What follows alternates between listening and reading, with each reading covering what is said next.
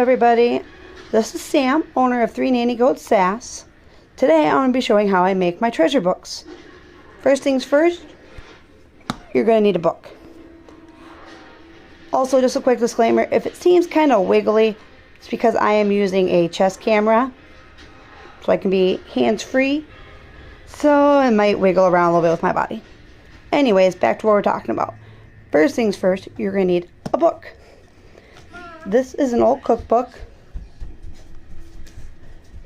that I found at the thrift store. As you can see, it's pretty damaged. Next, you're going to want some glue. I prefer to use Mod Podge. Wow. Paintbrushes.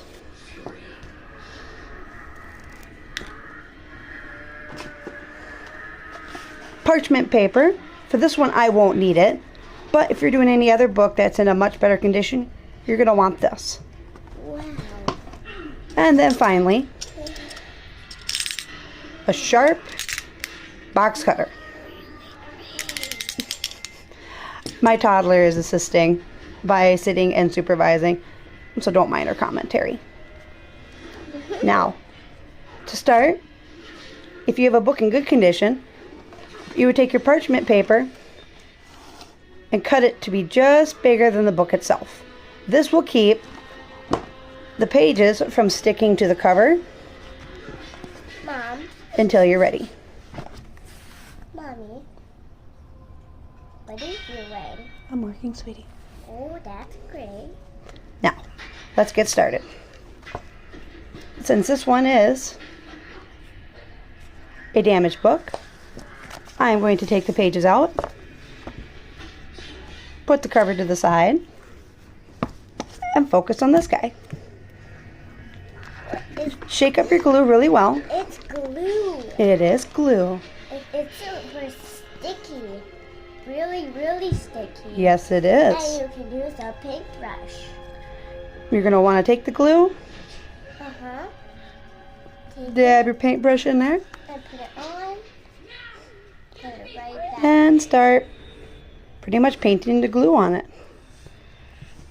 After you paint the glue on, you do want to put something heavy on the top.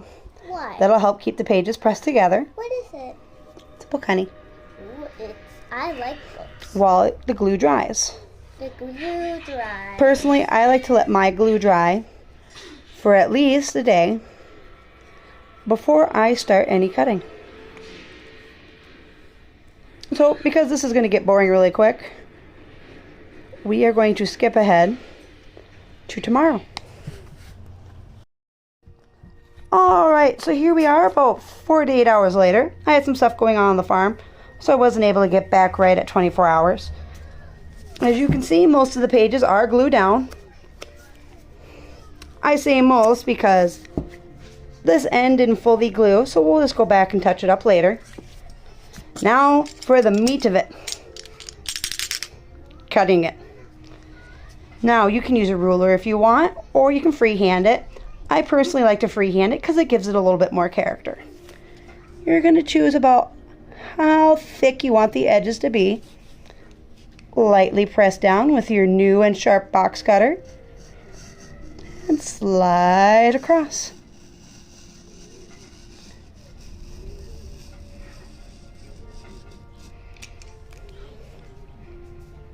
Same for going down the sides.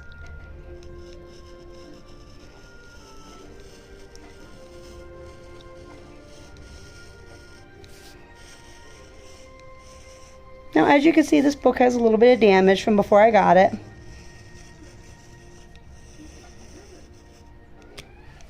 I got it at Goodwill for $1.99. And as you can tell, it was in pretty bad condition when I got it.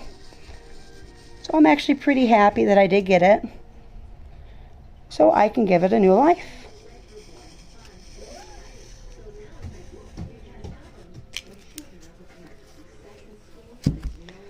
Move it around however you need to so you can get good cuts.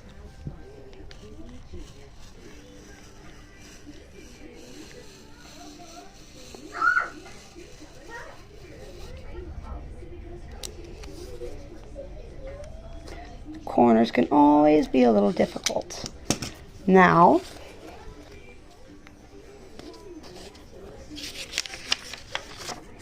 ta-da!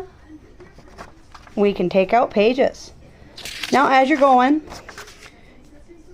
you're going to keep cutting them. Take it slow, take it steady. This isn't something you want to rush. Personally, I do this in my office. I put on a good show that I can listen to for background noise and watch on occasion. And I just keep going through and cutting. You'll be able to feel where certain spots need to be recut. Oop.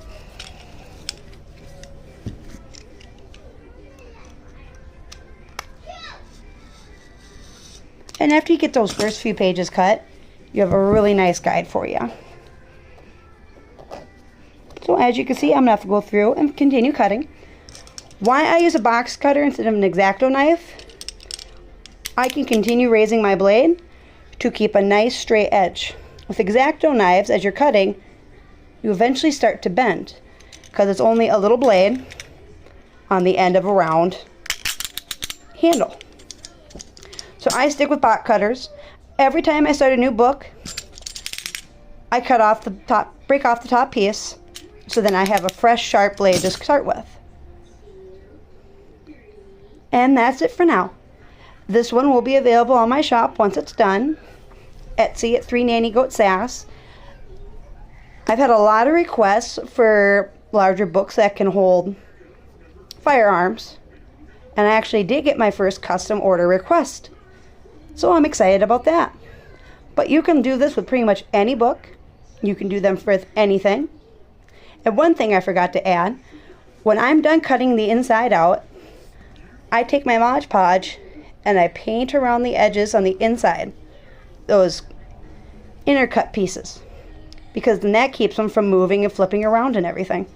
And it's the same exact process as you do for on the outside, so I don't need to film that. If you have any questions, feel free to leave them in the comments. Have fun!